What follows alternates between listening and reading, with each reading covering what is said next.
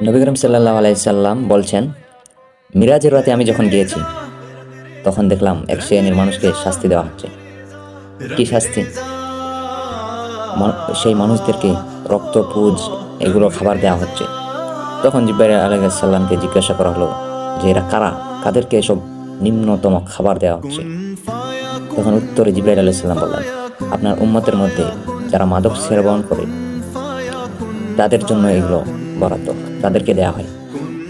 আল্লাহ রাব্বুল আলামিন তার হাবিবের মাধ্যমে জানিয়েছেন, যে ব্যক্তি মাদক সেবন করে 40 দিন তার কোনো নামাজ কবুল হবে না।